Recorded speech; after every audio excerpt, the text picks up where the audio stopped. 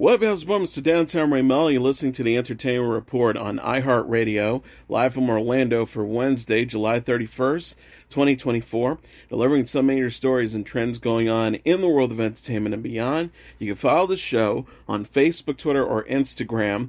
Facebook.com/The Entertainment Report with Melo, that's REYMELO, on Twitter at The Enter Report, or on Instagram at The Entertainment Report. You can listen to the show anytime you want on iHeartRadio. Just go to iHeart.com or your iHeart phone app, search for The Entertainment Report, and it'll take you to the page.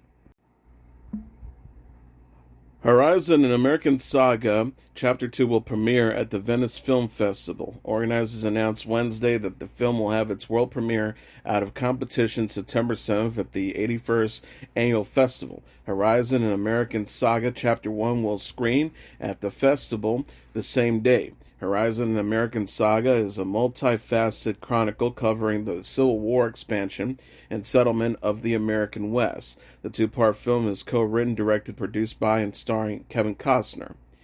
Costner said in a statement, "My dream was always to show Horizon American Saga Chapter 2 at the Venice Film Festival. The fact that now they have decided to show Chapter 1 earlier in the day and then the world premiere of Chapter 2 that evening shows not only their belief in how the two films work together, but their support of a director's vision.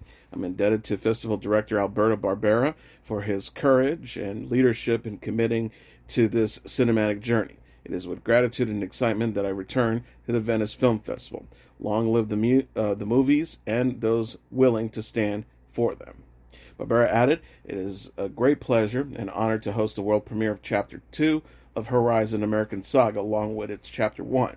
This late addition to the lineup of the Venice Film Festival pays a heartfelt and respectful tribute to the visionary project of a great actor and director who invested himself in the epic reconstruction of the years crucial to the founding of the country, digging beyond myth in search of authenticity, capable of restoring a piece of history in its complex and contradictory reality." Costner stars alongside Sienna Miller, Sam Worthington, Giovanni Ribisi, Danny Houston, Jenna Malone, Luke Wilson, Ella Hunt, Will Patton, and Isabel Furman. Chapter 1 premiered at the Cannes Film Festival in May and opened in theaters in June. Chapter 2 was originally to open August 16th, but was postponed this month. Costner told reporters in June that Horizon will require 4 films and nearly 12 hours to complete its story. Fans of Terminator 2 Judgment Day knows that August 29, 1997 was the day that an artificial intelligence network, Skynet, gained self-awareness and decided to wipe out humanity. Now Netflix is releasing its new anime Terminator series on August 29th, and the show explores how mankind might be saved from imminent extinction. The streaming service released a trailer for the 8-part Terminator Zero on Wednesday. The teaser opens with an explosion and a woman's voice asking Malcolm, "What makes you think humanity is worth saving?" Malcolm, who is voiced by Andre Holland, is a scientist working in 1997 to build an artificial intelligence system known as Kokorio that might compete with Skynet and avoid apocalypse. An official synopsis reads, as Malcolm navigates the moral complexities of his creation, he's hunted by an unrelenting assassin from the future, which forever alters the fate of his 3 children. Rosario Dawson lends her voice to Kyokoro, while Timothy Oliphant portrays the Terminator, and Sonoya Mizuno plays resistant fighter Iiko. Showrunner and writer Mattson Tomlin says, "Anyone who knows my writing knows I believe in taking big swings and going for the heart. I'm honored that Netflix and Skydance have given me the opportunity to approach Terminator in a way that breaks conventions, subverts expectations, and has real guts." Billy Crystal portrays a grieving child psychologist in Before, an upcoming Apple TV Plus series. The streaming service shares a glimpse of the show, which was described as a supernatural mystery series. On Tuesday, Eli, played by Crystal, is navigating the loss of wife Lynn, played by Judith Light, when he meets Noah, played by Jacoby Jupe, who is suffering from severe anxiety and nightmares. The child sees to have a haunting connection with Eli's past. The official synopsis reads, as Eli attempts to help Noah, their mysterious bond deepens. In addition to Crystal, Light, and Jupe, Before also stars Rosie Perez, Maria Dazilia, and Ava Lazadeye. Crystal, executive produced with Eric Roth, and showrunner and writer Sarah Thorpe. Adam Bernstein is the pilot director, and Jet Wilkinson is the producing director. Apple TV Plus will release the first 2 episodes October 25th, with additional episodes dropping on a weekly basis after that. Billy Crystal was recently acknowledged as the 46th Kennedy Center honoree in a ceremony hosted by President Joe Biden. Michael Phelps, the Olympic legend with 23 gold, 3 silver, and 2 bronze medals, gave rapper and entrepreneur Snoop Dogg a swimming lesson during the Summer Olympics. On Tuesday night, the 39-year-old swimmer joined the 52-year-old cultural icon in the pool to offer tips. Decked out in an American flag robe, Snoop Dogg asked Phelps how to swim fast. Phelps replied, "Wingspan, lung power." At the light, Snoop Dogg said, "You just described me. You said wingspan, lung power. I definitely have great lung power, and I do have a swimmer's body." Snoop Dogg told Phelps they were like twins and had similar bodies. The two then hit the water. Phelps offered Snoop Dogg a pair of goggles, which he declined with a quick hell no. They compared their swimming styles, with Snoop Dogg dubbing Phelps Flipper and saying he made it look effortless. Snoop Dogg says, "As you can see, I'm in gold medal condition," and he's still in gold medal condition as we speak. Snoop Dogg has been a prominent presence at the Summer Games in Paris, carrying the torch during the Olympic ceremonies and attending various events, including gymnastics and men's street skateboarding. The Olympic Summer Games will continue through August 11th.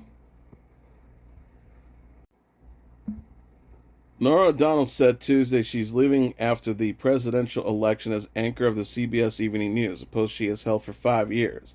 O'Donnell has been the network's top anchor since 2019, and prior to that was a host of CBS Morning News Show and White House correspondent covering President Barack Obama's administration. She told her CBS News colleagues in an email Tuesday that she's looking forward for a change. She says, "I've spent 12 years in the anchor chair here at CBS, tied to a daily broadcast and the rigors of a relentless news cycle. It's time to do something different." She says she is staying with CBS News to contribute interviews and other stories, but in a role not fully defined. CBS says it is committed to the broadcast continuing, but gave no indication of who will be replacing her. CBS Evening News, the perch from which Walter Cronkite and Dan Rather held for many years, generally runs third in the network's ratings behind ABC's World News Tonight with David Muir and NBC Nightly News with Lester Holt.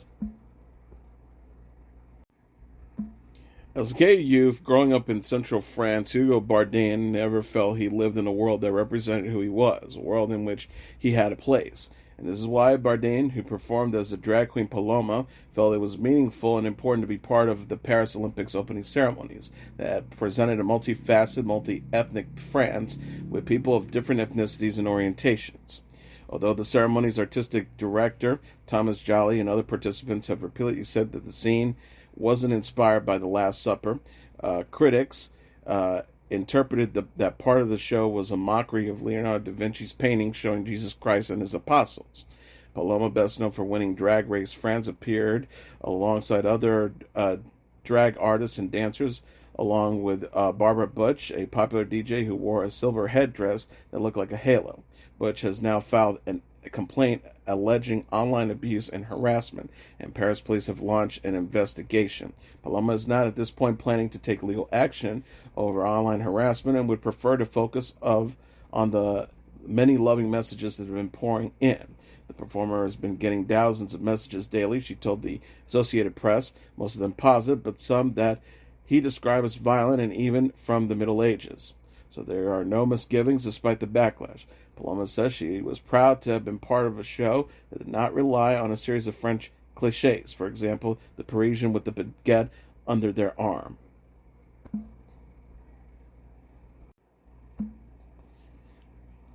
Harry Potter meets Fantastic Beasts in Universal Orlando Resort's newest theme park, Epic Universe. The Wizardry World of Harry Potter, Ministry of Magic, will join Islands of Adventure's Hogsmeade and Universal Studios Florida Diagon's Alley when Epic Universe opens in 2025. Unlike the other two Harry Potter locales, however, Ministry of Magic will infuse elements of the Fantastic Beasts movies. When visitors enter the park, they'll encounter Parisian landscape from that of the film franchise in the live show Les Cirques Arcananes. depicting what happens when Newt Scamater's suitcase is stolen by ringmaster Skinder. Eddie Redmayne, who portrayed Newt in the Fantastic Beasts film, stars in new seeds that will play exclusively at the park, Entertainment Weekly reported. A Metro Flow will take guests to 1990s London, where they can sit in on a Ministry of Magic trial gone wrong. Harry Potter and the Battle of the Ministry is a dark ride that follows the escape of Dolores Umbridge, and it involves Death Eaters. Dining options will include French eatery, Café Les Airs de la Sirène, a dark arts-inspired Le Goblet Noir, and a bar. Guests who purchase wands from Cosme a Jar Baguettes Magique can use their newfound magic when they encounter the park's various beasts. Epic Universe will also include areas dedicated to Super Nintendo, How to Train Your Dragon, and Dark Universe.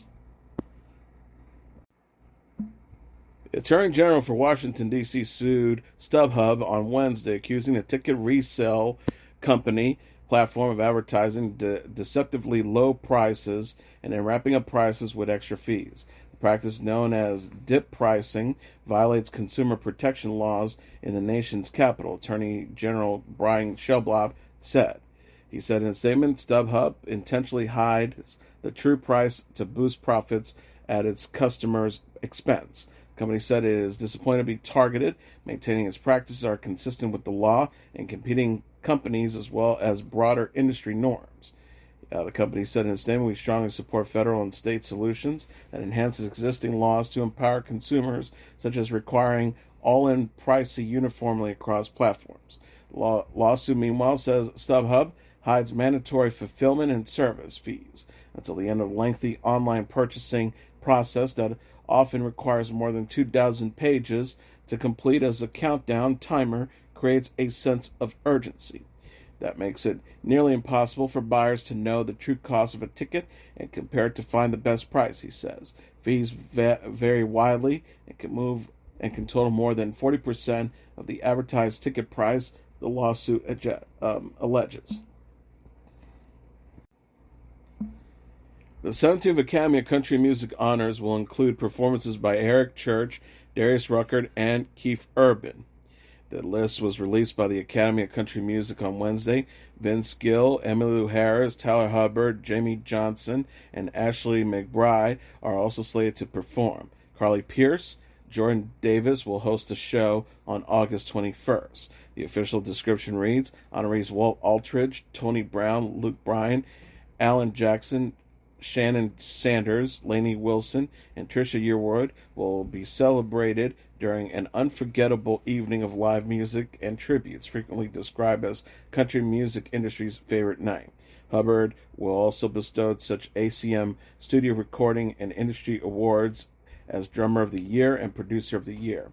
ACM honorees followed the Academy of Country Music Awards in May. The event, hosted by Reba McEntire, saw Lainey Wilson win such titles as Entertainer of the Year and Female Artist of the Year.